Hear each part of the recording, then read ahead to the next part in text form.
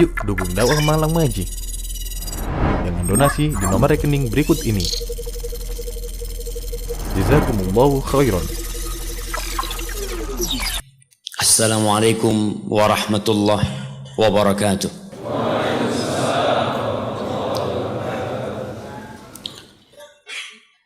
Innal hamdalillah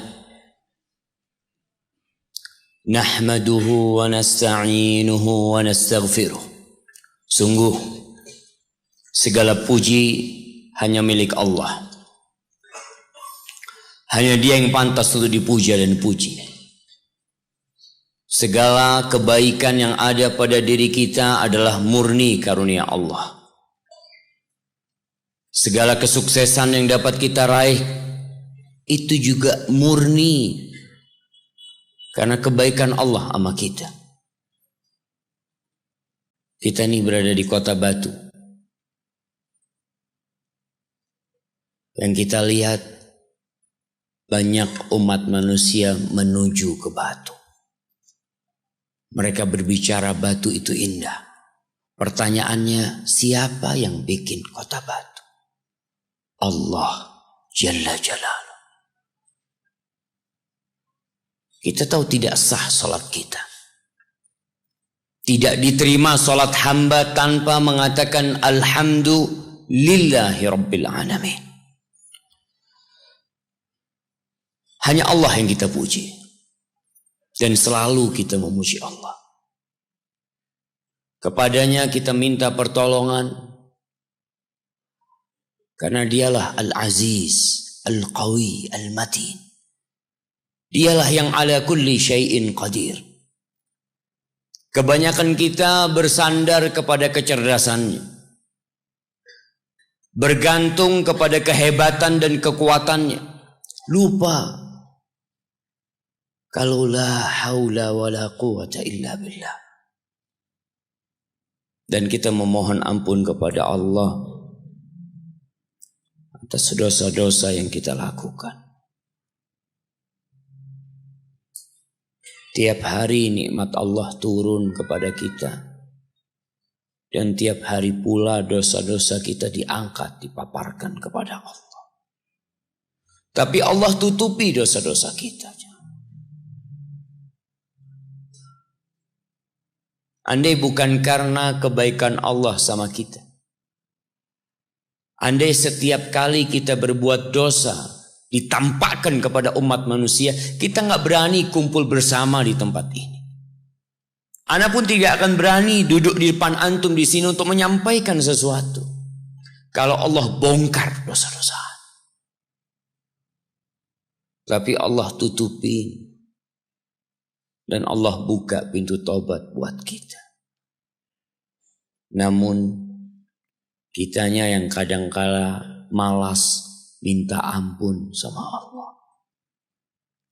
Wa na'udzu billahi min syururi anfusina wa sayyiati a'malina.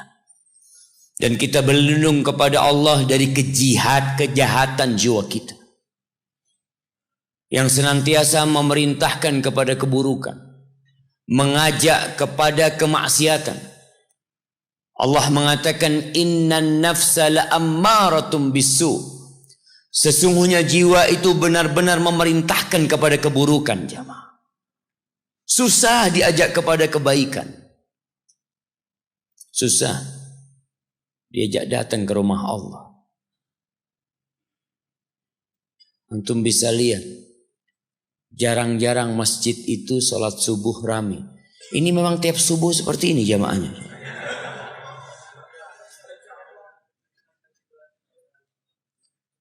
Kalau masjid-masjid itu setiap subuh rame seperti ini, tinggal sedikit lagi. Allah akan berikan kejayaan kepada umat Islam. Tapi tidak.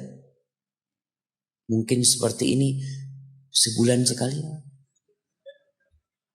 Allahu Akbar jamaah. Asqalus salati 'alal munafiqin. Kata Nabi SAW, salat yang paling berat buat orang-orang munafik, salatul isya wa salatul fajr. Salat isya dan salat subuh.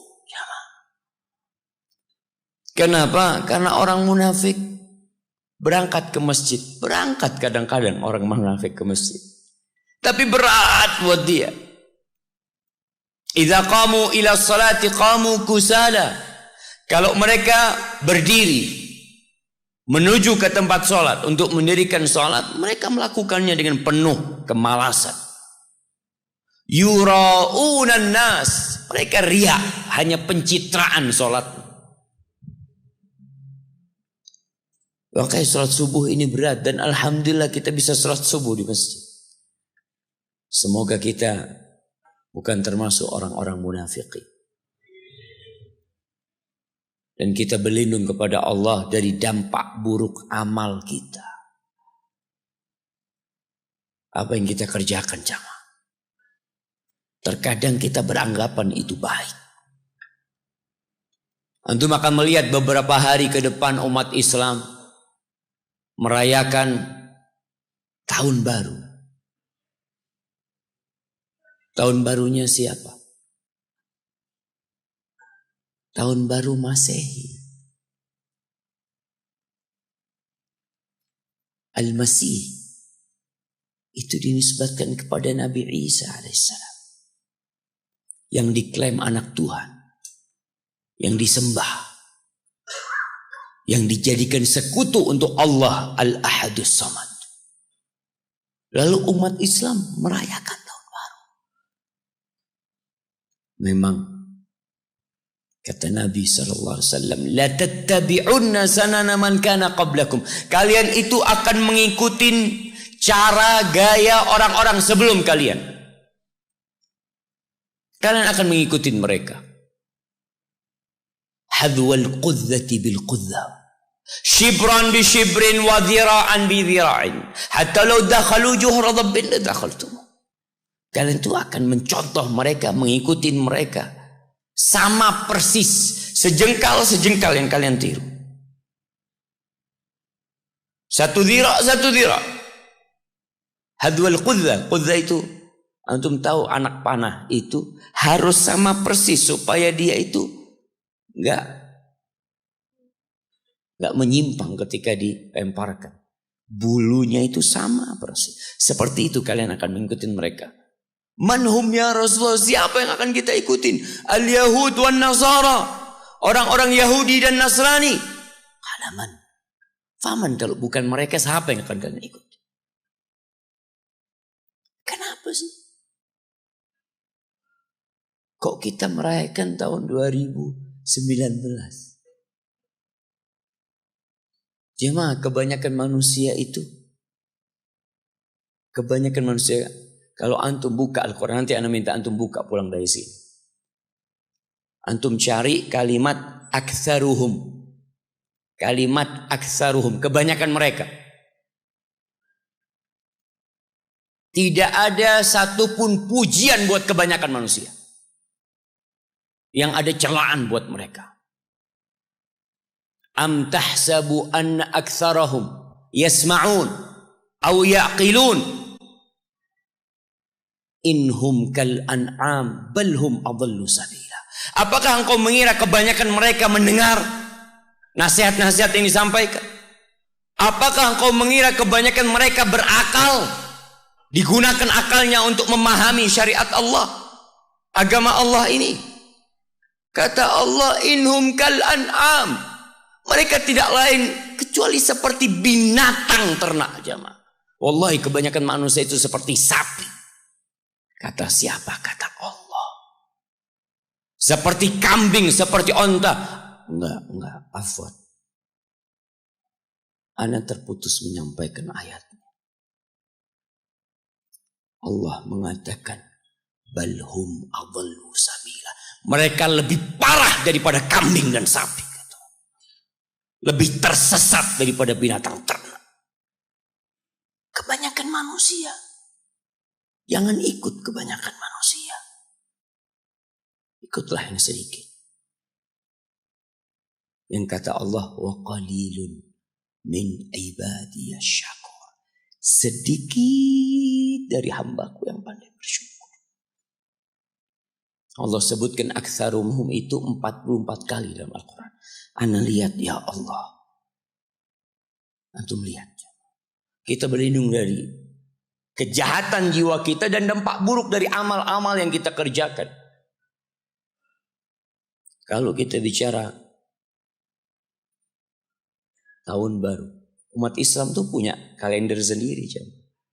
Tapi coba antum tanyakan kepada diri antum. Nih kita berada di Masjid Muhammadiyah. Muhammadiyah itu punya kalender At-Taqwim Al-Hijri. Tapi pertanyaannya dipakai nggak dalam kehidupan kita? Siapa yang jamnya pakai kalender Hijriah? Hampir nggak ada. Karena semua gaji pakai Masehi. Padahal ibadah kita itu semua hubungannya dengan kalender Hijriah. Sebagian sudah tua, sudah umur 40, 50, bahkan 60 tahun. Coba tanyakan, Bapak bisa sebutkan bulan-bulan Islam? Sebagian nggak paham.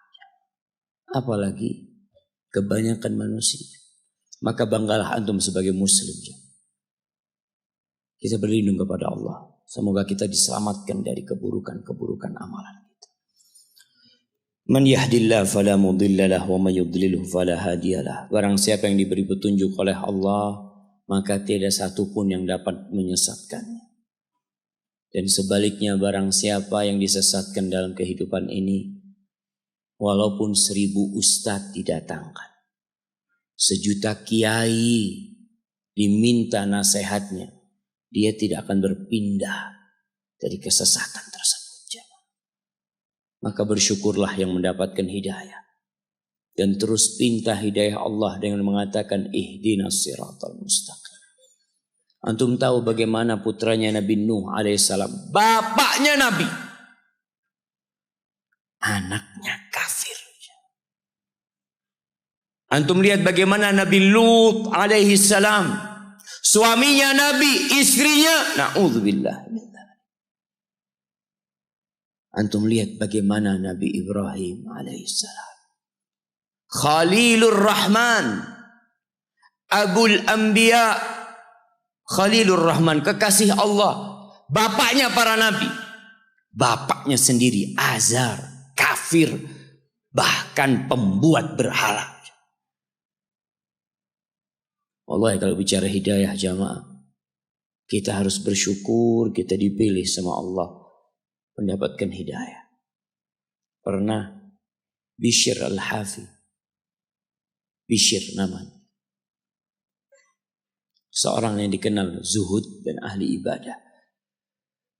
Suatu hari Bishr itu habis sholat isya pulang ke rumahnya.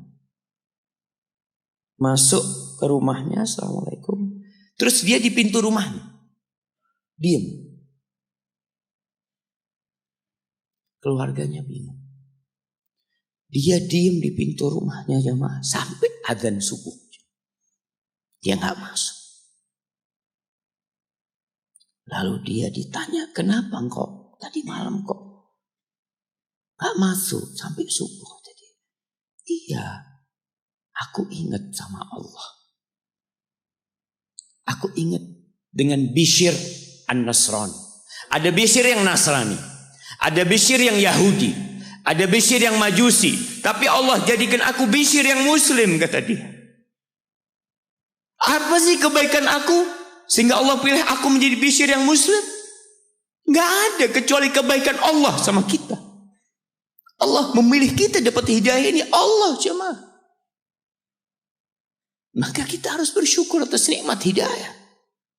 Kita lebih sering bersyukur dengan uang yang kita terima, dengan rumah yang kita beli, dengan mobil yang kita naikin, daripada hidayah yang Allah karuniakan kepada kita. Asyhadu an la ilaha illallah wa asyhadu anna Muhammadan abduhu wa rasuluh. Sallallahu alaihi wa ala alihi wa ashabihi wa man tabi'ahum bi ihsanin ila yaumiddin.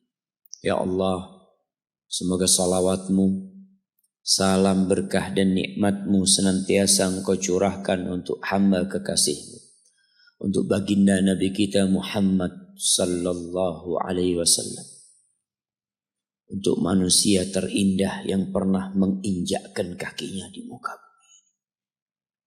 Allahu Akbar. Antum kebayang nggak kalau ketemu Nabi sallallahu alaihi wasallam? Kita tuh kalau senang sama satu orang, kalau bahasa anak muda sekarang itu ngefan. Antum kalau ngefan sama satu orang itu, kita lihat orang-orang itu menunggu, menanti. Ana wallahi diingatkan oleh seorang tentang bagaimana indahnya berjumpa dengan Nabi SAW. Ketika itu ana di airport Jakarta, ada satu orang, dia salaman sama ana. Dia menangis.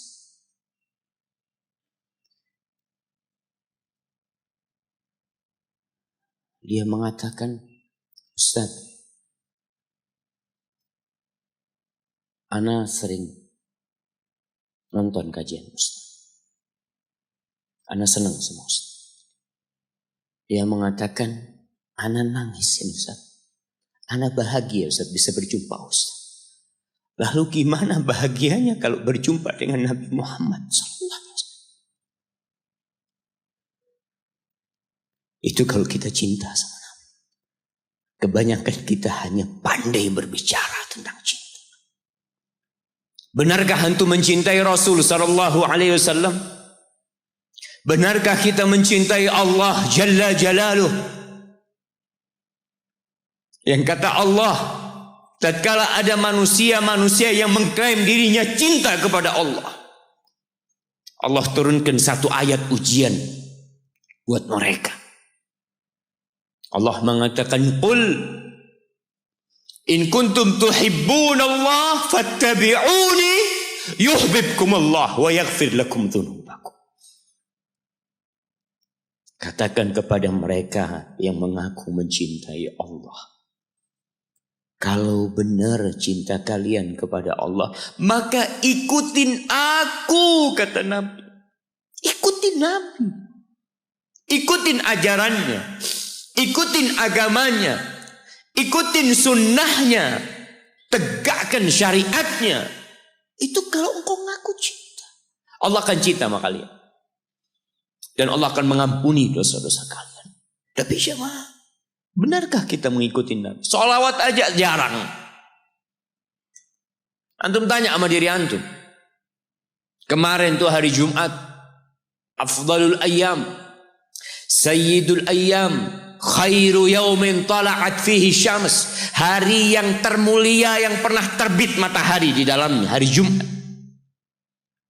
Itu kata Nabi SAW, fa'akthiru fihi as-salata alaihi. Kalian banyak-banyak bersalawat kepadaku pada hari itu. Antum tanya, berapa kali antum bersalawat buat Nabi pada hari Jumat kemarin?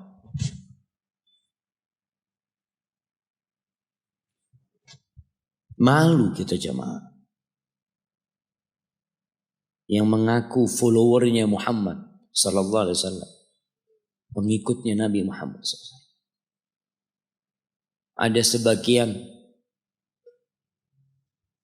yang mengaku umatnya Muhammad sallallahu alaihi wasallam tapi jadi followernya Ronaldo. Antum jadi followernya orang kafir. Orang pelaku kemaksiatan. Yang punya anak-anak hasil zina. Dan antum agungkan orang itu. Enggak, dia orang hebat. Subhanallah. Apa kehebatan dia sehingga antum ikuti?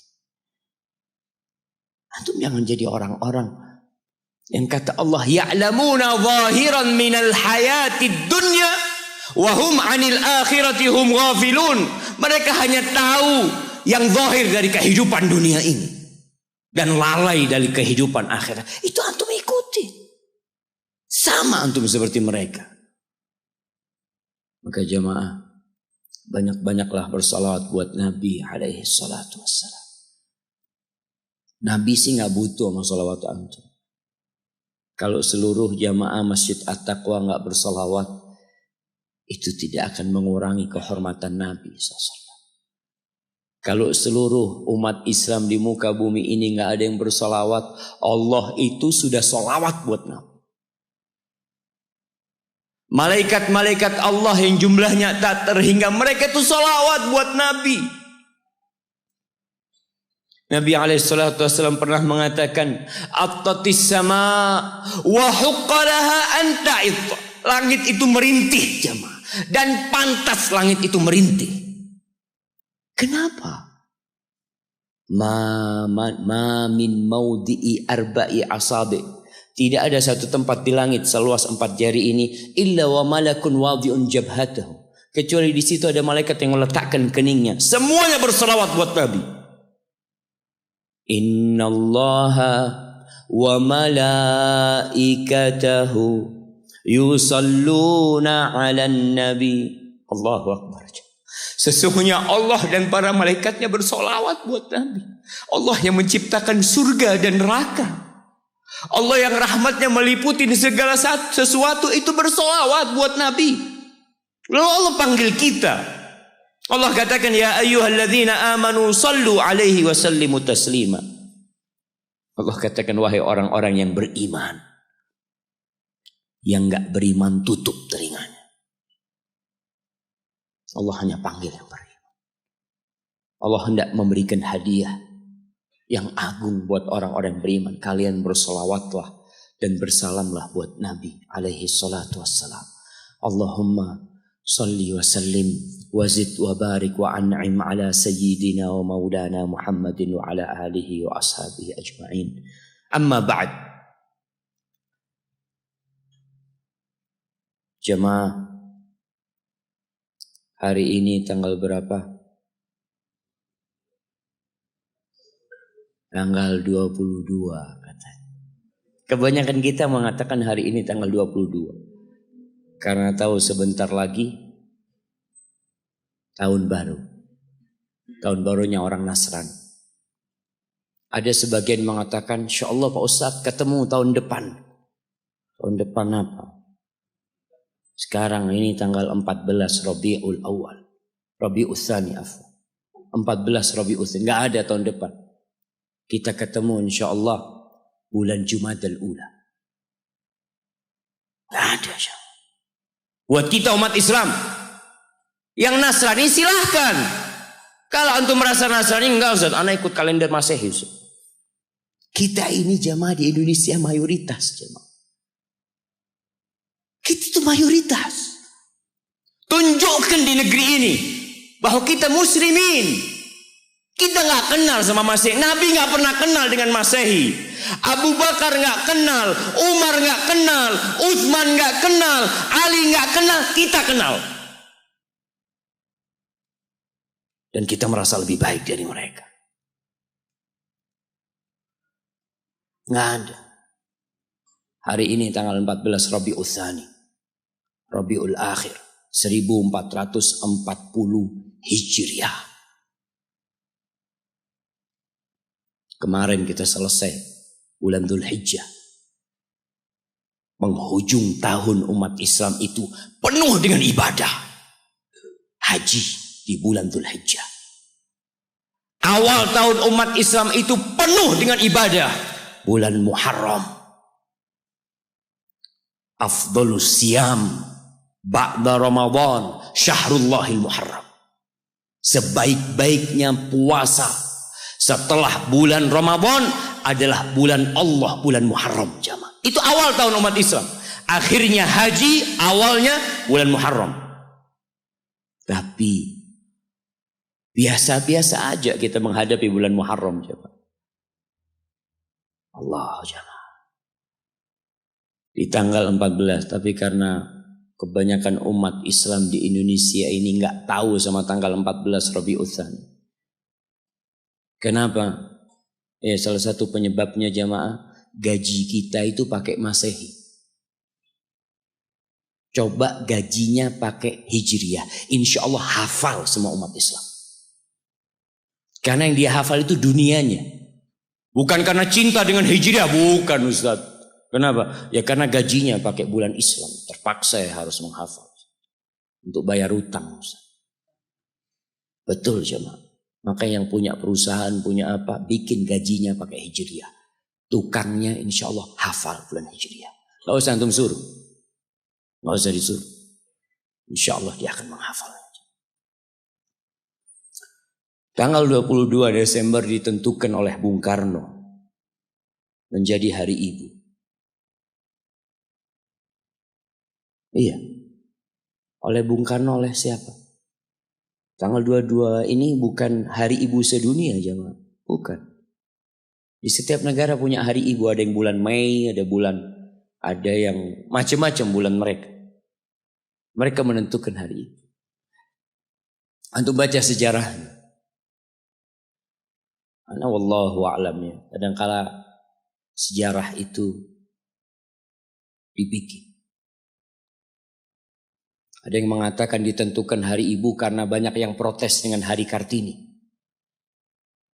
Umat Islam banyak yang protes atau sebagian orang protes karena Ibunda Kartini hanya seorang wanita yang dari mana? Dari Jepara apa dari? Iya, sana aja. Sebatas itu dia.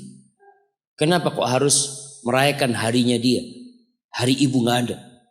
Akhirnya dibikinlah oleh Bung Karno Hari Ibu. Wallahu alam, tapi mungkin berita yang anda baca salah. Tapi ketahuilah jamaah bahwa umat Islam tidak kenal dengan Hari Ibu. Sekali lagi muslimin, kita nggak kenal dengan Hari Ibu. Kenapa? Karena semua hari kita milik ibu kita. Pantaskah ibu kita? Pantaskah ibu kita yang hamil kita selama 9 bulan, melahirkan kita, mempertaruhkan nyawanya, menyusui kita, sehingga tubuh kita semua tidak lain adalah darah dagingnya. Dan antum bisa melihat pusar yang ada di perut antum. Antum kalau mandi antum lihat pusar antum. Dari situ antum pernah minum darah ibu antum selama 9 bulan. Dari sana. Pantaskah orang yang berkorban segala-galanya buat kita dapat 1 hari dari kehidupan kita? Hanya sehari. Hanya sebuah hadiah. Hanya ucapan terima kasih sekali dalam setahun. Dalam 354 hari. Dalam setahun berapa hari jemaah? Dalam setahun berapa hari? 354 atau 355. Itu umat Islam. Kalender Hijriah.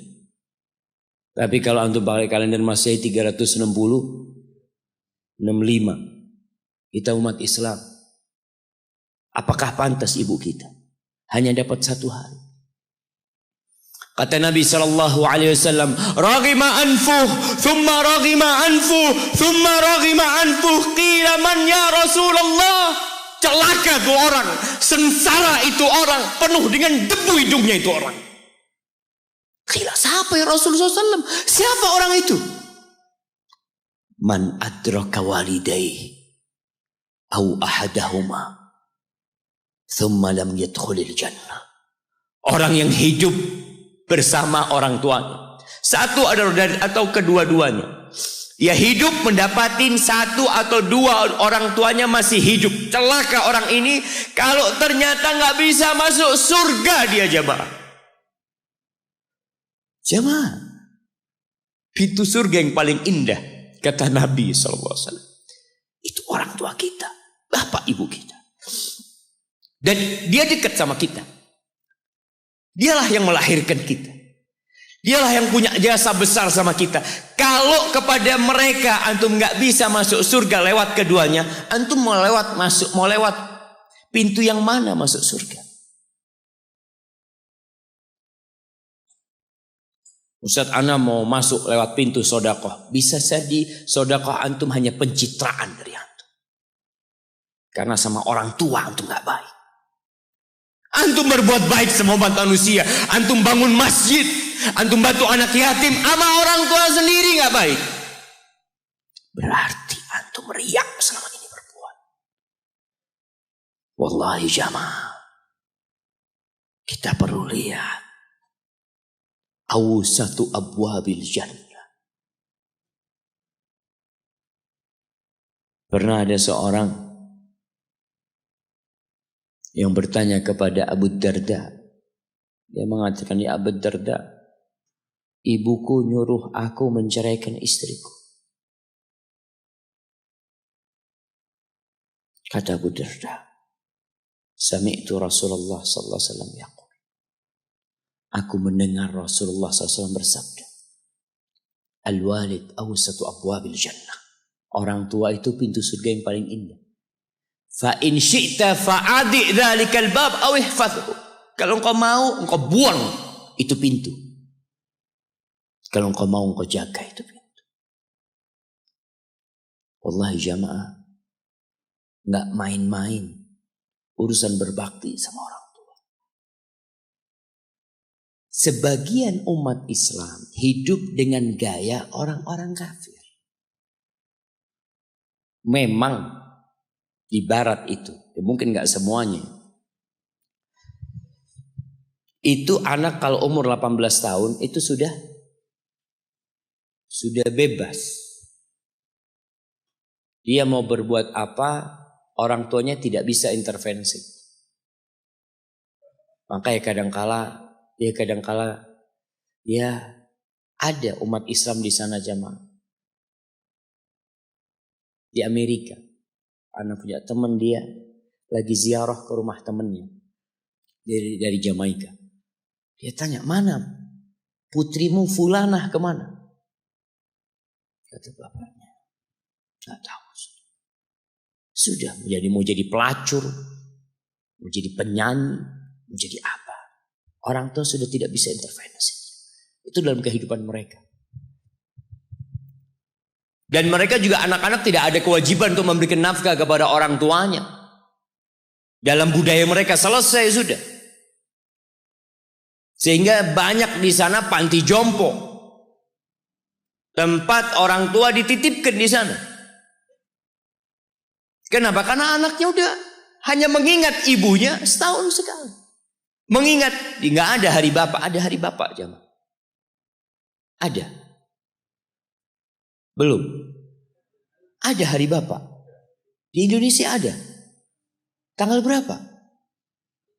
Anak kok nggak pernah dapat hari bapak ya?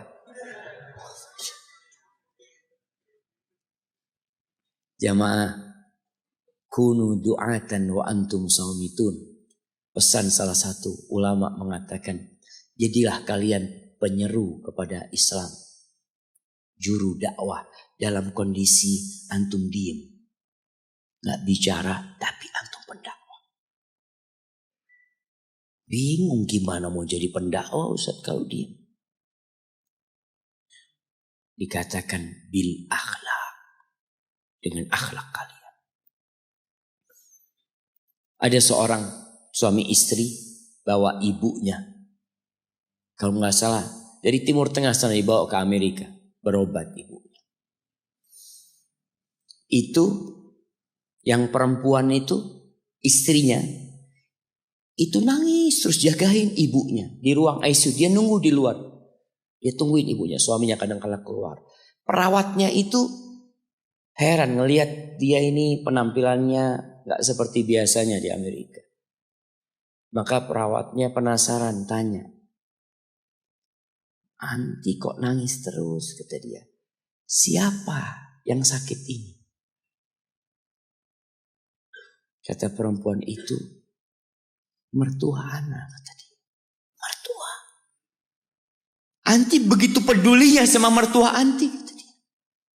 Ana sama ibu ana sendiri gak tahu kemana ibu ana. Ana hanya ingat sekali dalam setahun ana kirim hadiah buat ibu ana, kata dia. Lalu perempuan ini mengatakan, "Ana muslimah," kata, "aku seorang muslim." Apa itu Islam, kata dia. Diceritakan tentang Islam sama dia. Akhirnya wanita ini tertarik untuk masuk Islam. Dikasih buku, berangkat ke Islamic Center, masuk Islam jamaah. Hanya melihat akhlak seorang muslim berbakti kepada orang tuanya. Hanya melihat. Dia nggak bicara apa-apa. Ahibati fillah.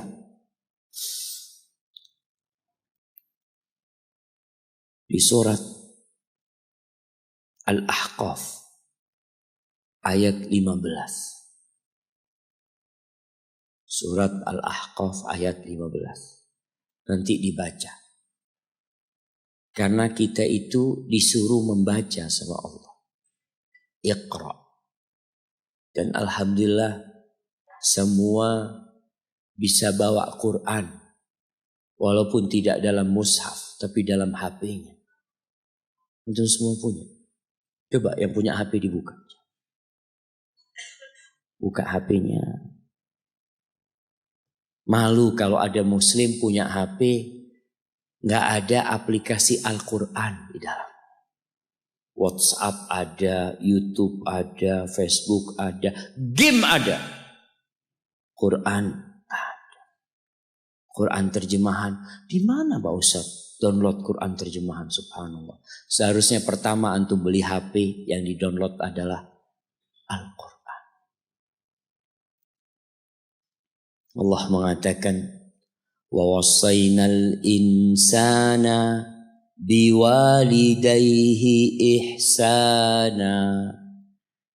Kata Allah, kami mewasiatkan kepada manusia, memerintahkan kepada manusia agar berbuat baik kepada kedua orang tuanya.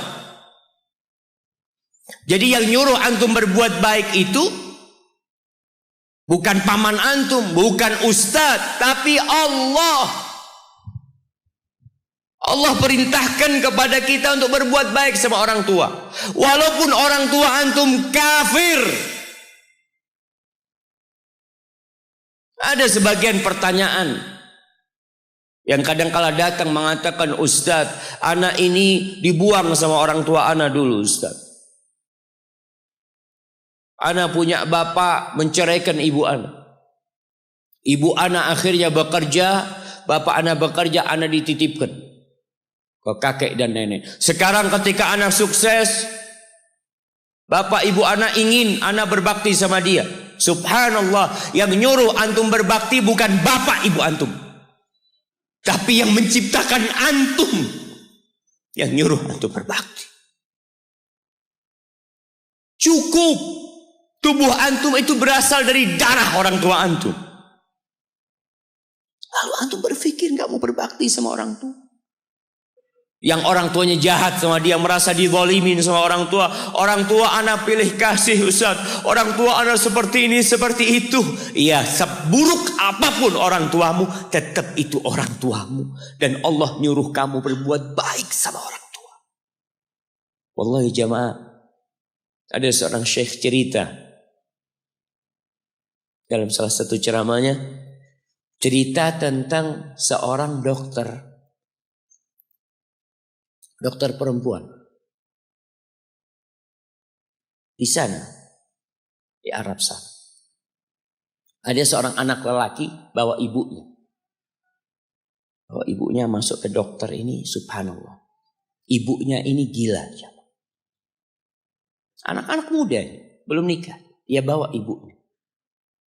Nanti ibunya tersenyum sendiri, ketawa sendiri. Masuk ke ruang dokter itu, mejanya dokter diputerin sama ibunya. Anaknya minta maaf, ya dok, kata dia. Sekali-kali nanti ngeliat di televisi dokter itu, ada gambarnya Ka'bah. Ibunya ngomong, nak kau, bukan nak ngomong, kamu bohong Mat. Mat kau bohong sama ibu, katanya mau dibawa umroh ibu, kata dia. Nanti diludahin anaknya, digigit anaknya. Nanti kerudungnya ibunya terbuka, dipasangin lagi.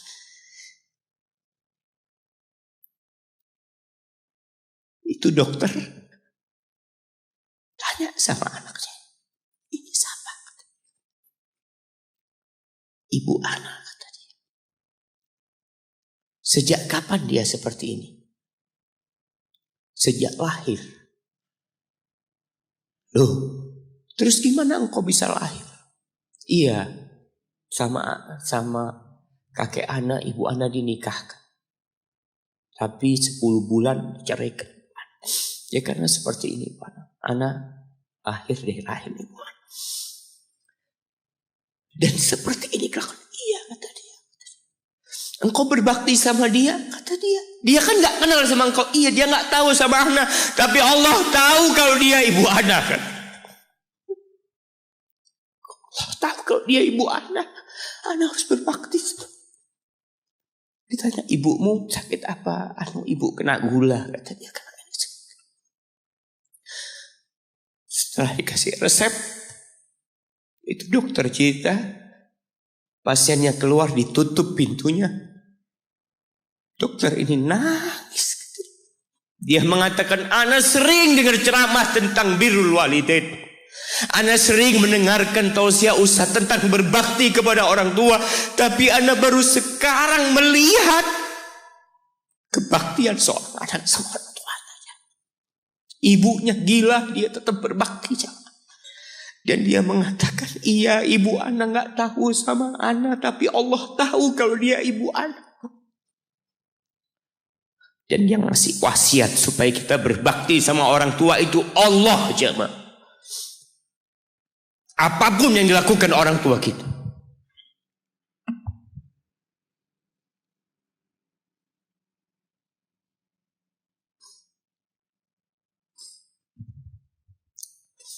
Apalagi ibu. Allah katakan hamalathu ummuhu kurha wa wada'athu kurha. Ibu kita, hamil kita itu dalam kondisi yang sulit.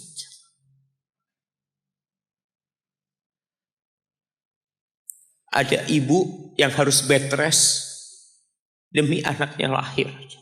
Demi kita lahir, ibu kita itu bed rest.